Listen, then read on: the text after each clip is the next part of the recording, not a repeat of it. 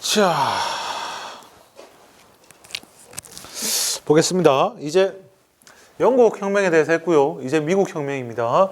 미국 혁명은 미국이 원래 이 아메리카 신대륙이 콜럼버스에 의해서 발견이 되고 아메리고 베스푸치에 의해 가지고 이 지역이 아메리카라는 이름으로 불리게 되고, 그리고 이제 뭐 에스파냐 애들이 이주했다가 나중에 이제 영국 애들이 이주를 본격적으로 들어오기 시작을 합니다. 자, 배경입니다.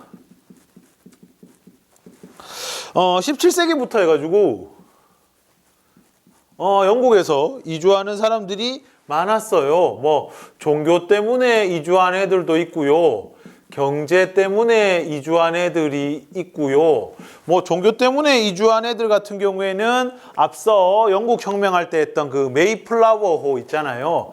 그 탄압에, 청교도 탄압에 못 이겨가지고 갔던 경우도 있고, 아니면은 나라에서 적극적으로 이민을 장려를 해가지고 보낸 케이스. 그 대표적인 게 엘리자베스 1세 때 갔던 그 사람들이죠. 그 사람들이 도착한 지역을 엘리자베스 1세를 따가지고 이제 버지니아, 처녀다 하면서 버지니아라는 이름을 붙였었는데, 어쨌든 종교나 경제적인 이유로 17세기부터 미국에는 많은 사람들이, 뭐 적당한 사람들이 이주를 했고요. 그 친구들이 18세기 1700년대쯤 되면은 13개의 주를 만들면서 이 미국을 삶의 터전으로 활동하고 있었습니다. 그때 당시에는요, 13개 주는 아무런 태클이 등요오지 않는 자치였고요. 영국에서도 이 지역을 갖다가 건전한 방임, 그냥 내버려 둔다,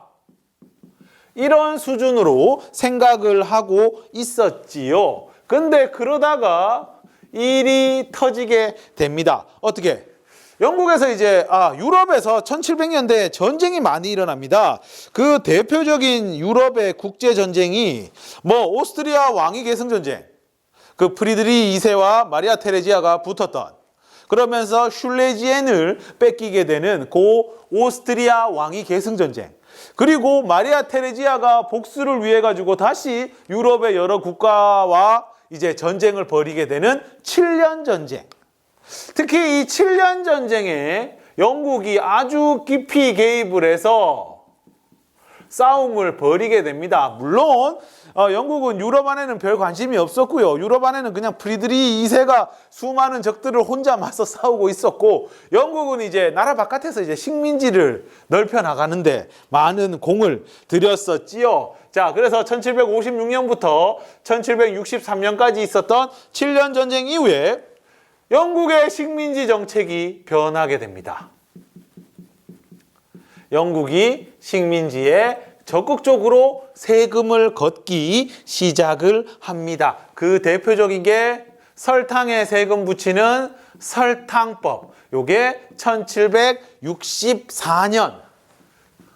그리고 인지법이라고 스탬프를 붙이는 거예요. 1765년, 뭐 책 뒤에 보면은 우표처럼 이렇게 붙이는 게 있습니다. 그거 다 세금이에요. 심지어 이때 당시에 카드, 우리 그 카드 게임하는 트럼프 카드에도 요 인지를 붙였다고 합니다.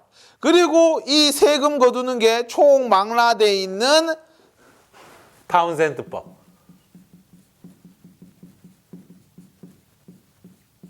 1767년. 그래가지고 타운젠드법에는 T입니다. T, 종이, 그 다음에 도료라고 해갖고 뭐 페인트 같은 거, 그 다음에 유리, 납, 이런 데다가 몽쉘이 다 세금을 붙이는 거지요. 특히 이 차에 대해서 세금을 많이 붙이는 거에 대해서 굉장한 불만을 가지고 있었습니다. 식민지에서는요, 조금씩 저항을 하기 시작을 합니다. No representation, no tax. 맞나? 하여튼 세금 대표 없는 곳에 과세 없다. 갑자기 하려니까 생각이 안 나네.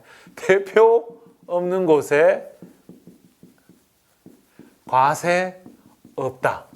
그러니까 영국의 그 잘난 상원 하원 의회에 대표가 가냐고.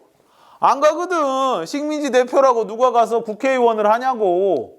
의원을 하냐고. 안 하거든. 근데 왜 세금 거두냐 이거지요. 그러다가 사건이 터지게 됩니다. 뭐? 보스턴 차 사건이라고 해서 보스턴에서 이제 영국으로 가려고 했던 그 차를 가득 실은 배에 인디언 같은 사람, 인디언으로 변장을 한 사람들이 들어와서 뭐 식민지 사람이겠죠? 들어와서 그 차를 갖다가 바닷가에 다 던진 사건입니다. 이게 보스턴 차 사건이라고. 그래서 그런가 영국 사람들은 지금도 차를 좋아하는 데 비해서 미국 사람들은 차보다는 커피를 더 많이 좋아한다고 하죠. 이런 역사적인 배경이 있었습니다. 하여튼 보스턴에서 영국으로 가는 차 박스를 갖다가 전부 다 바닷가에 던지는 사건이 일어나게 되니까 영국에서는 못 참게 되는 거고 식민지에서도 이제 시작되는구나 라고 하면서 식민지 대표들이 모인 1차 대륙회의를 소집하게 됩니다. 사실 이때까지만 해도 영국으로부터 독립하겠다 이런 거는 생각도 안 하고 있었고요. 그냥 우리 본국, 여기서 말하는 본국은 영국이겠죠. 본국과 통상, 장사를 안 하겠다 이런 정도의 수준에서 그치려고 했던 것 같아요. 근데 그러다가 이제 전쟁이 벌어지게 되는데 1775년 2차 대륙회의가 결국 전쟁, 독립전쟁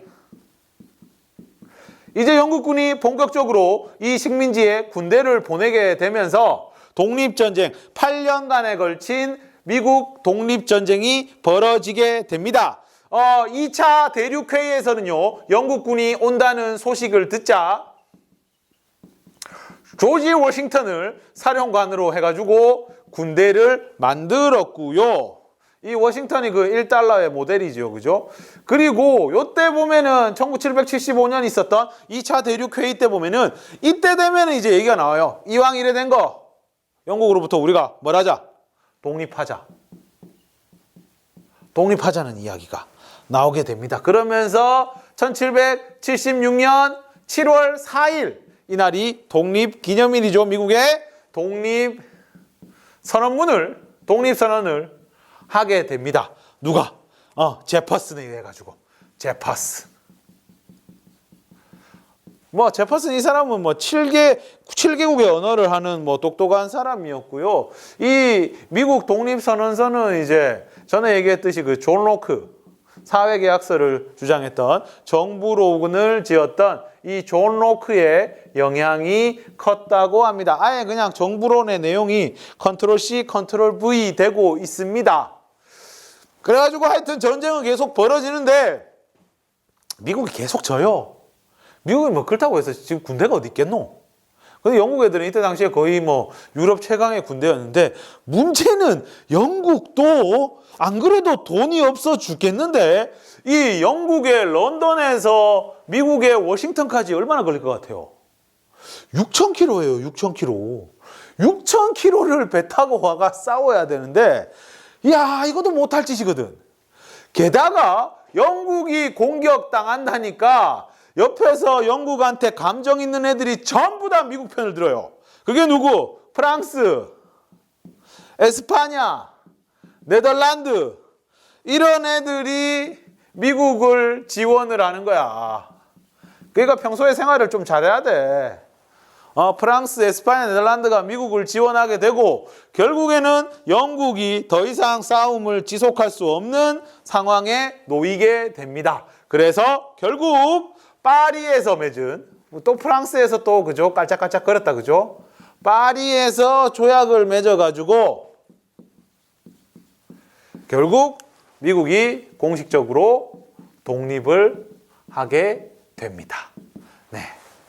어쨌든 프랑스에서는 나중에 여기에 너무 많이 돈을 투자한 결과로 나중에 지나라에서 프랑스 혁명이 벌어지게 되죠.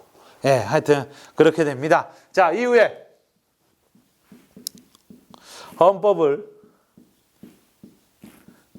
제정하게 되고요. 워싱턴을 대통령으로 하는 아메리카 합중국 1789 89년 워싱턴 대통령.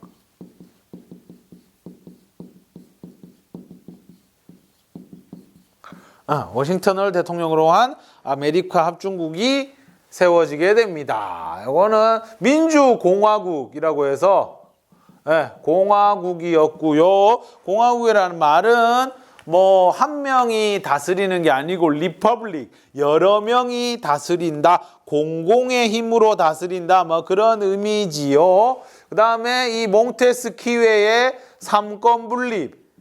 그러니까 이 미국 혁명의 계몽 사상이 엄청나게 영향을 준 거예요. 그 다음에 연방주의. 그래서 얘들은 지역색이 되게 강하죠. Where are you from? 하면은 아메리카라고 하는 사람 거의 없습니다. 자기 지역을 얘기하죠. 뭐 텍사스, 뭐 캘리포니아, 뭐 이렇게 얘기하는 게 이 연방주의입니다. 처음에는 좀 느슨해서 중앙 정부의 권력이 좀 약했다가 시간이 지나면 지날수록 이제 중앙 쪽으로 권력이 모입니다만 그래도 기본적으로는 연방주의죠. 연방주의라는 거는 뭐 각 지역이 다 이제 독자적인 법을 굴리는 뭐 그런 시스템을 의미합니다. 어쨌든 이것은 나중에 프랑스 혁명에도 아주 큰 영향을 주게 됩니다. 미국 혁명 때문에 결국 프랑스 혁명에도 영향을 미치게 되는 거죠. 결국 이래 보면은 영국 혁명에 영향을 받아가지고 미국 독립혁명이 일어나요. 왜냐하면 영국의 그 명예혁명을 어떤 합리화하기 위해서 로크가 정부론을 쓰잖아요. 그런 게 다 연결 꼬리에 꼬리를 물고 뭐 그렇게 됩니다. 네, 여기까지 하면은 미국 혁명까지 했고요. 이따가 PPT를 보면 되겠네요. 네.